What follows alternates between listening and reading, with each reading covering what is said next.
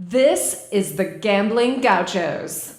Another weekend of Big 12 football, sponsored by our friends over at Barnett, Howard, and Williams Law Firm. You can check them out at bhwlawfirm.com. Personal injury, defense attorneys.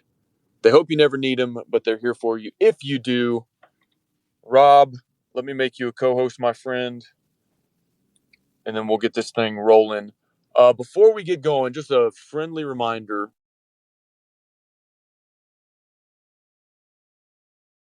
And not spending 2.5 hours arguing about which Texas Tech quarterback is the best. So we appreciate everybody's comments and questions. Just don't want it to go off the rails. Rob, maybe our prompt today is kind of an analysis. TCU and Kansas State have put themselves in the top two spots in the Big 12, but now there's two-loss teams: Baylor, Texas, and Oklahoma State. Maybe we can work through each of their respective odds to get to Arlington. What do you think? Yeah, let's do it. And maybe Kansas State or TCU, who has the best opportunity to be in the Big 12 championship. All right, let's ride. I guess first, before we dive into any specific game, we've been hyping up all year how competitive and how much parity there is in this conference. And I was really looking forward to today because there were 3 games on the slate: Oklahoma at Iowa State, Baylor at Texas Tech, and Oklahoma State at Kansas State that all had a spread of 1.5 or 2.5. And those 3 games, the combined margin of victory was 90 points. The closest one was Oklahoma beating Iowa State by 14. So I thought we were in for a really good day, competitive day of college football, and it didn't shake out that way in the Big 12 at least. Yeah, and I always try to focus on my own team and my own game, but to see Oklahoma get donkey stomped like that by the Wildcats makes you feel a little bit better. Of course, you look at that Texas Tech game, and it's 5 interceptions. It's a couple of calls in the end zone. You don't want to leave it up to the officials, but officials were making plays in the end zone. I don't think that Baylor won by a wide margin today, but they certainly dominated in the trenches like they haven't yet this season. All the respect in the world to Baylor's offensive and defensive lines that I thought just killed Texas Tech. And I thought Kansas State did the same thing to Oklahoma State. They just dominated up front, and it wasn't really even particularly close in that game. Yeah, how about Will Howard? And I agree that the Baylor team we saw today is kind of what I envisioned them being like at the beginning of the season when I picked them to play for the Big 12 title, which they still have an outside shot to do. But yeah, just a team with a great front seven, a great offensive line. Shapen looked really good today, no matter what our friend Ryan says. And yeah, I mean, you got to tip your hat to him. That was a one-possession game going into the fourth quarter, and it very quickly made me forget that it was a one-possession game going into the fourth quarter with how the wheels just came flying off at the end there. Yeah, and you look at all the games across the Big 12 because we want to focus on the Big 12 in this Gauchos After Dark, presented by Barnett, Howard, and Williams. We hope you never have to call them, but if you do, you can.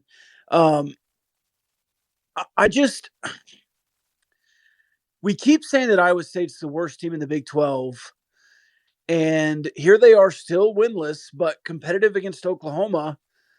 But then you go see West Virginia in Morgantown take TCU to the wire. If TCU is the best team in the conference and they're undefeated sitting at the top, why are they struggling with West Virginia? Why can they not put West Virginia away? I mean, it takes a 4th and 1 fade from the 30 to cover.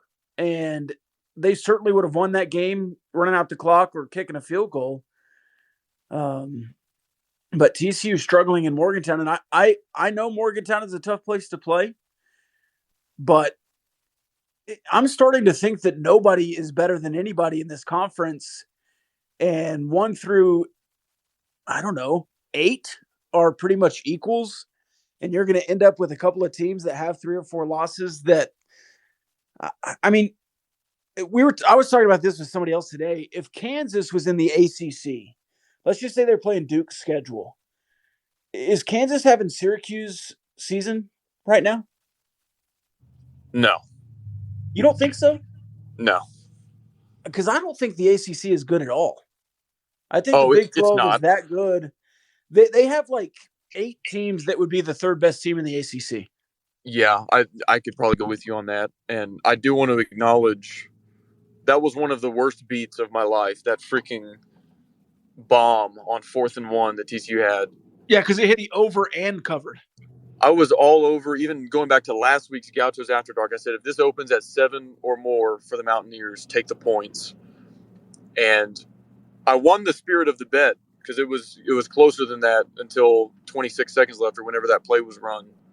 That was just absolutely brutal. Because if they punt it, if they run it for a yard and a half and then kneel it out, West Virginia covers. So that was my first like real bad beat in Big 12 play, which it's due to happen now and then. But that was frustrating. But yeah, I'm really proud of that obfuscation, by the way, that you won the spirit of the bet. yeah, I do that when I feel like I made the right pick, but I was wrong anyway. You go, well, I pretty much had it right. It just didn't fall my way on that particular bet. But yeah, to the first part of your point, I think Iowa State needs to win a game until they're out of that conversation for worst team in the Big 12, and they've yet to do that in conference play. Well, not to look too far ahead here, but next week, Iowa State at West Virginia, both 3-5. I guess at the end of that one, we can look dead in the face of Iowa State and say, well, you're either the worst team in the Big 12 or who I've thought is the worst team in the Big 12 for several weeks now. It's West Virginia who's going to be the worst team in the Big 12. But I do think that one of those two teams is. And certainly if you look around the Big 12, I mean, Texas Tech did not look like a good team today. But if you're just looking at today's results, maybe Oklahoma State is the worst team in the Big 12 because they looked awful. Yeah, and if we've got any K-State fans in the spaces, I'd be curious to just hear how they view I don't know if I want to call it a quarterback battle, but just the quarterback room right now, because Adrian Martinez, granted, this was in late September and the Heisman isn't won in late September, but he was like up there with, I don't know, the top 8 or 10 guys that were on the early season watch list for that award, playing really well. They, of course, had the slip up versus Tulane, but besides that, until the TCU slip up, they were playing really well. Will Howard, both against TCU for large stretches of that game and then all day today, looks amazing, though. And so if and when Adrian Martinez is healthy again, is there quarterback controversy there? Does it default back to Adrian Martinez, or are they going to just ride with Howard, who has a hot hand right now? So if we do have K-State fans in the spaces, would love to kind of get their opinion on it. Yeah, that's an interesting battle because Will Howard is the guy that was there, that knew the offense, and Adrian Martinez was the guy that came in and started over him. Looks like we have Cole in here now. Cole, a Wildcats fan. What are your thoughts on that? I mean, personally, I'd love to like run the hot hand, or ride the hot hand, and go with Will Howard. But I think going into the season, a lot of the talk was about how Will Howard wanted to preserve his redshirt year. So I just think like if Adrian Martinez is healthy, he's going to start. If he's healthy and ready to go, he's going to start. But I think the leash is short. But that's where I'm at. I just think as much trust and belief that Kleiman has in his players. If Martinez is healthy, he's going to play him and start him. But I mean, it's one of those situations. I mean, it's not necessarily a bad situation to be in right now. We've seen Martinez look elite this season for K-State and win big games for K-State. And we've now seen what Will Howard is and can be moving forward. So it's not the worst position to be in, but I just think if Adrian Martinez is healthy, I think he's going to get the start, and they're going to try to preserve his preserve his redshirt eligibility possibly. Hey Cole, was there a conversation in the offseason that Will Howard was trying to be a redshirt to move to tight end, or was that just fans being fans? It was mostly fans being fans for sure. Because if Will Howard can preserve his redshirt this year, if he can he has 2 more games of eligibility to preserve his red shirt. If he can do that, I think next year he will only be a redshirt sophomore. I think is the case. Maybe even redshirt freshman. So there, I don't know. It just seems like it's a discussion that's going to need to happen within the locker room. I think. I mean, both like there. I'm sure you guys maybe probably haven't seen, but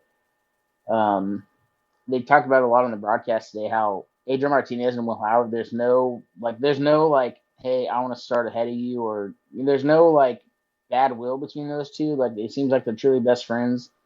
K-State Athletics posted, or K-State football posted a picture of Adrian Martinez giving Will Howard a hug after the game. Like it just seems like they're on the same page. So I think whatever's best for the team is what they're going to roll with. But ultimately, I think, like I've said before, obviously, is if Adrian Martinez is healthy, I think they're going to start him. So after today, do you think that Kansas State will, bounce back and have a couple of games in a row, or do you think that this was just kind of a one-off and you're having to bounce back?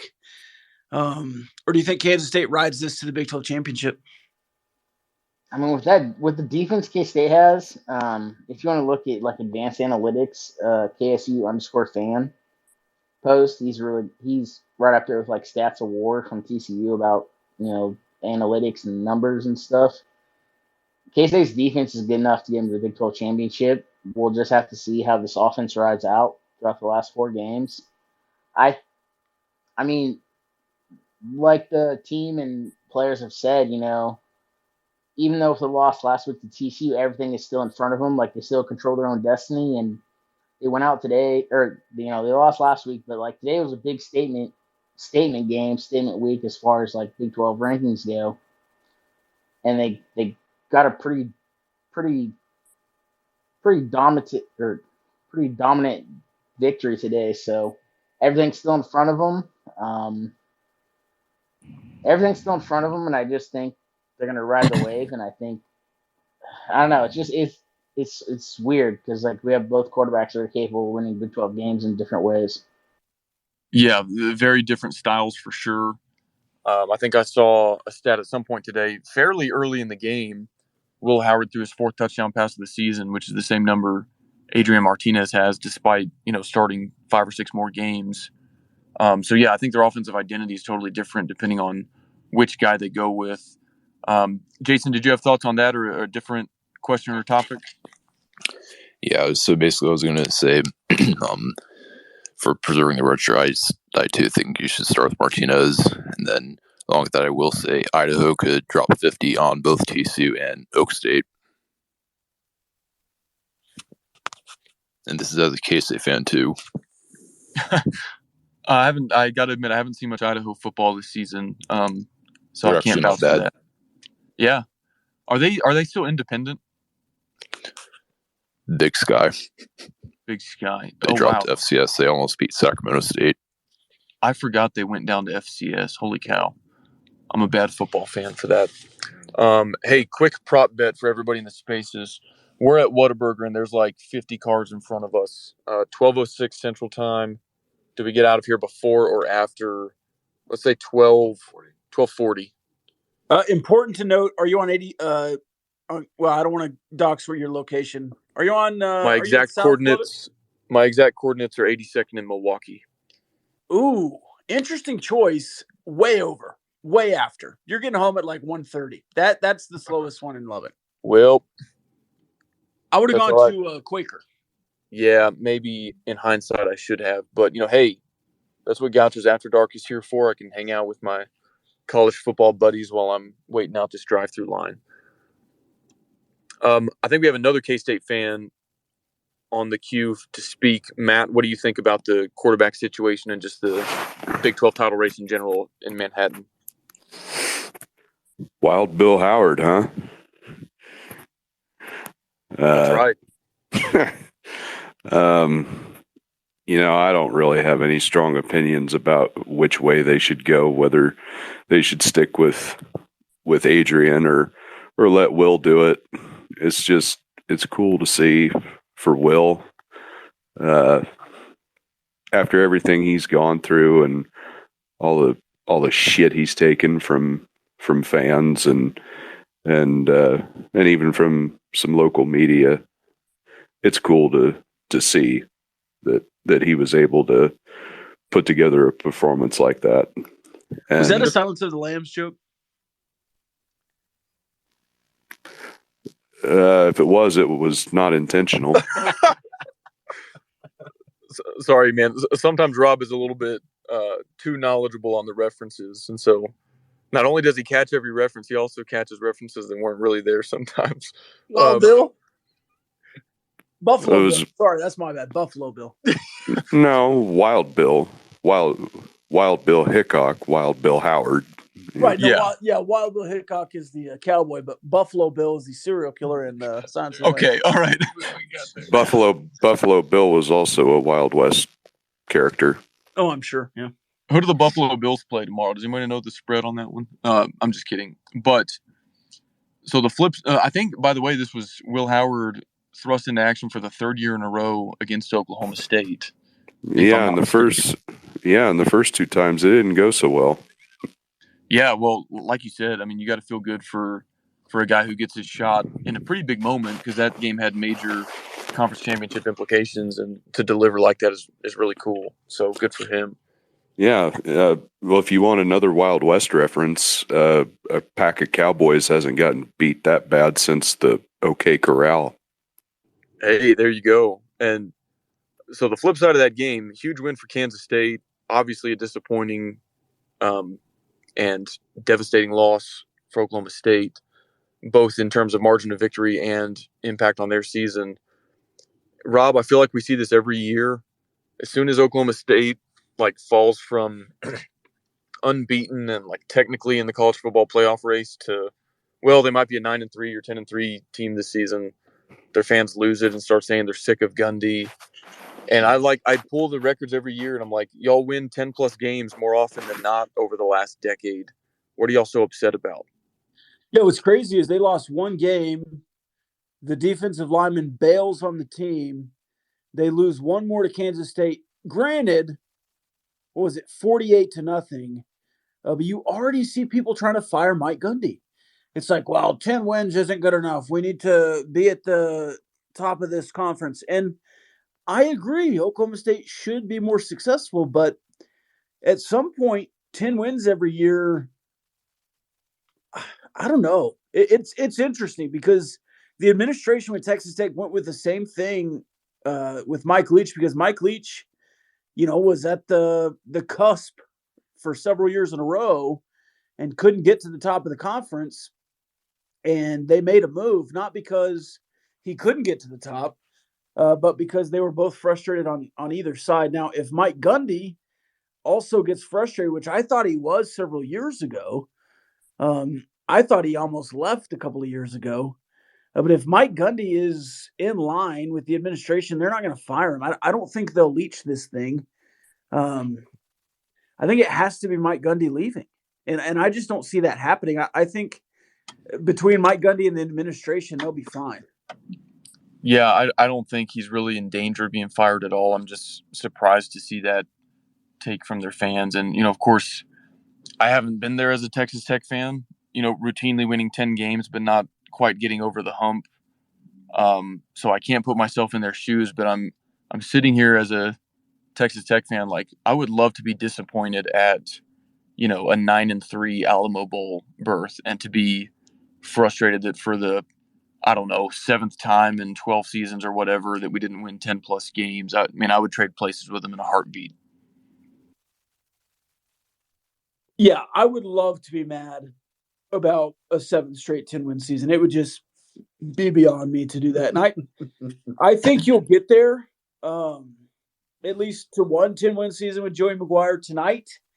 I did see some, well, Matt Wells got to 5-3 kind of stuff that is just ridiculous to me. This schedule that you've played, and I know Baylor came in at 4-3, but Baylor is an established program that I think we might have overrated all of the, minutia beyond the game, that Dave Aranda maybe does have a little bit of an edge to him that we didn't credit him with, to kind of say, hey, you guys left us. We're going to put our nuts on the table and run 59 times and score a touchdown late. Don't care about the clock. Don't care about the spread. Don't care about how much we're up. We're going to run the ball, stop us. You saw Dave Aranda do that with Oklahoma last year. It just score at the end of the game for no reason, or kick the field goal, whatever he did. Like, I think we discredit Dave Aranda a little bit as being quiet. That dude's pretty tough. Well, so a couple things on that, and we'll get to a more in-depth recap tomorrow on our next episode. But last week, I was very proud of Texas Tech for winning the way they did, because it felt like a culture win. You know, you nearly get to 50 burger, take 3, all that good stuff. This was like the opposite of that. It was them outdoing you at what you try to do best, which is being tough, turning the ball over. And, you know, obviously they have a probably similar cultural mindset and goals and everything, because Joey McGuire helped establish that as associate head coach. Like, you don't just say take three for 5 years or whatever it was, and then that doesn't just leave the building when the coaching staff leaves. So, yeah, I mean, it was the exact opposite. It was like you got your ass kicked in the exact way that you're trying to kick other people's ass. So that was polar opposite of last weekend for Texas Tech. But something else you said kind of got the wheels turning. Baylor, 2 losses in conference play. They're tied, I guess, with Texas and Oklahoma State. Baylor's already played Oklahoma State, lost that game. If one of those 3 teams is going to make a move, and if K-State or TCU falters down the stretch, which of the 3 do you think is best positioned to still make it to Arlington at this point? Man, I want to say Oklahoma State, but that Baylor team we saw tonight, after the Oklahoma State game, I thought, man, if we see them again on a neutral field with a healthy Barron, we would beat them. I thought that after the Oklahoma State game. I thought after the Kansas State game, man, neutral field, play them again, even with Donovan, I think we could beat Kansas State. I don't think that Baylor is a very good matchup for Texas Tech. I don't know that you could beat Baylor if you played them a couple of times, even on a neutral field. Now, you wouldn't have 5 turnovers, but that's a really bad matchup for Texas Tech. And you go back to that Baylor-Oklahoma State game, I think Baylor might have the best shot. And then I don't have the schedules in front of me. I think Baylor still has to play Kansas State, but I might say Baylor. I might say Baylor kind of has something figured out after this game and can kind of find their way back to a Big 12 championship, maybe. Yeah, I think Baylor and Texas share the advantage of having the most opportunity in front of them, in that they've both already lost to Oklahoma State, but Texas and Baylor still get to play TCU, Kansas State, and each other. And so if one of them were to knock K-State down to 2 losses, they would own that head-to-head tiebreaker. So I think you have to go with one of those 2, just on the fact that they still have opportunities in front of them and they feel like they're in more control of their destiny than Oklahoma State, who's already played both of the teams ahead of them and one of the 2 teams that they're tied with being Baylor. It just feels like even if they won out, they'd kind of have to depend on other outcomes to get some help. So, and in that respect, if we think Texas is fraudulent and underachieving and all that, then I think you'd have to give the nod to Baylor. And I'm not saying I agree with that take or not. Still think Texas is really talented. But I don't know, if I'm a Baylor fan after tonight, I might think that I feel better than the other 2 fan bases that are sitting at 2 losses. I think right now I would go ahead and put TCU and Kansas State in the Big 12 championship. Kansas State has played everybody, right? I mean, they played Oklahoma State, they played Texas Tech, they played TCU. Yeah, they still didn't play Baylor and Texas. Oh, they still play Texas. That's right. Yeah, I don't know. And Will Howard, man, he's looked pretty good. He looked good against TCU. He looks really good today. Has he figured some things out sitting behind Adrian Martinez? Could you see maybe some packages for Adrian Martinez in kind of a running game once he's healthy and a lot more Will Howard? Because even when Adrian Martinez has looked good this year, it's been on the ground. And Mhm. I don't know, especially if you fall behind, would you just put Will Howard in? I don't know. I would need more Kansas State thoughts on that maybe. But look, TCU is going to be a top 5 team next week. And that game is going to be in Fort Worth, obviously, for Texas Tech. That game is going to be a Big Fox kickoff. Do you want to guess some lines, Kyle? Yeah, let's look at the entire Big 12 slate and predict some spreads. I think we were pretty close on most when we predicted last weekend. Yes. Let me pull up the schedule I've here. got them. Oh, okay. I'm not moving very quickly at the drive-through, so I've got time here. All right, so go ahead. Before we do, just want to remind everybody tuning in that we're sponsored by Barnett, Howard & Williams on Gauchos After Dark. Thank you for tuning in. Your weekly recap around the Big 12. And a new segment we like to do is forecast what the opening line will be for all the Big 12 games.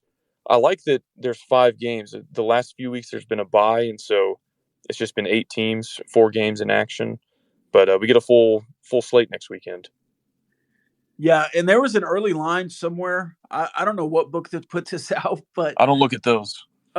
Baylor, I got Baylor a couple of weeks ago plus 9.5 at Oklahoma. Oh, wow. I don't think it'll open there tomorrow, but Baylor in Norman, what are your thoughts? Baylor in Norman. Man, I think it'll be close. Maybe OU -1. Yeah, I think Oklahoma really close will to a open pick 'em, as the honestly. favorite. Maybe -2. But, yeah, I think it'll be close to a pick 'em. Yeah, like with the way Baylor played tonight, they'll get a bump from that. But OU at home always gets respect, as they should, playing in Norman. I think it'll be a really close line, no matter how it shakes out. All right, let's go to Lawrence, Kansas, Oklahoma State at Kansas. Number 9 Oklahoma State this week, but probably, I don't know, top 15 still, maybe at 15 Oklahoma State after that hammering by Kansas State. Not if Don Williams has anything to say about it. Give me Pokes -6. Yeah, I was thinking a full touchdown, -7.5. We'll see. And I think that line will move toward the Pokes as we go. Is Jalen Daniels ever going to play again? I don't know. I think he's scheduled to come back, but maybe after the Texas Tech game. But yeah, 6 to 7 there in Lawrence. Yeah, I agree. And I'm curious to see when Jalen Daniels comes back, because the initial report, which I think most people agree was a bad report, that he was out for the season. Right. I don't know at what point he'll come back, but they're coming off a bye. Hopefully he's coming along, because, obviously an extremely dynamic player that you want to see healthy and finishing out the schedule this season. Yeah, we'll see. West Virginia at Iowa State. Man, it's hard to predict any Cyclone spread because the totals are so low. Yeah. That like any margin of victory by more than one possession feels like a monumental. I don't know. Iowa State -4.5. Yeah, I was gonna say 3.5. You just missed Ryan doing I think it was the Russell Wilson "Let's Go" just into the mirror by himself. Let's ride. Let's ride. He was I pumping totally up the believe crowd, that man. happened. Broncos country. Let's ride. Yeah, I think less than a touchdown, but more than a field goal. Yeah. For Iowa State. Texas at Kansas State. This is an interesting matchup. This is an interesting matchup because the recent history between these two have kind of been weird, kind of gone back and forth a little bit. But to me, Kansas State after this weekend will open up as a favorite. More than 3.5, 2.5. This is where we're going to disagree pretty heavily. I think the odds makers are still going to give a ton of respect to Texas. I think Texas will be a road favorite. Let's call it Texas minus 2.5 in Manhattan. Wow. Yeah, I'll stick with my gut. I didn't think they would be a favorite in Stillwater, and they were, and it went to a touchdown, right? 6.5. Yeah. So you might be right. But Kansas State 6-2 ranked. Texas now unranked after a bye.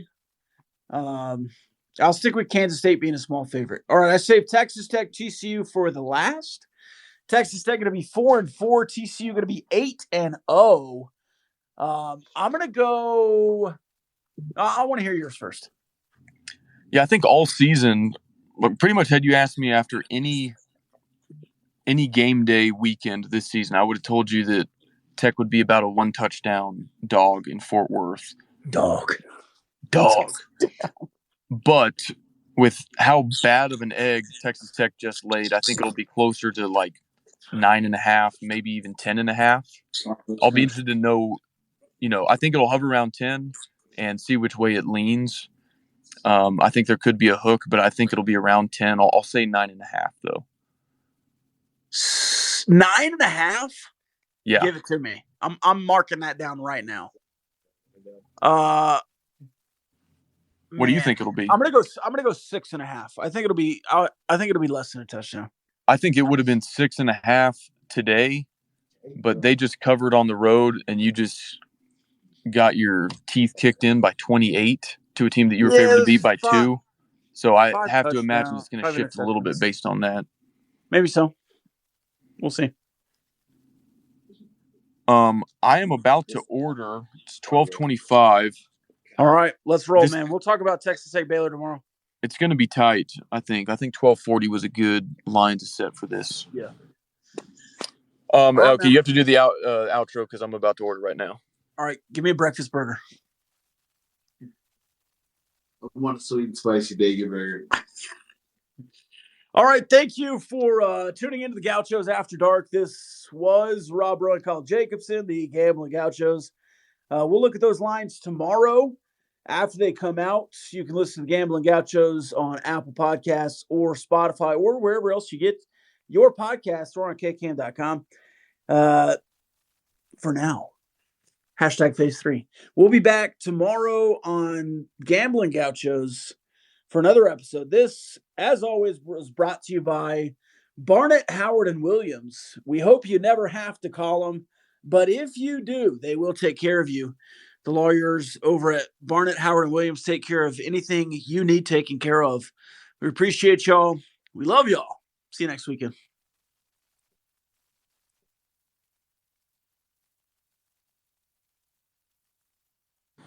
Are we still on here? See you, everybody. Love y'all.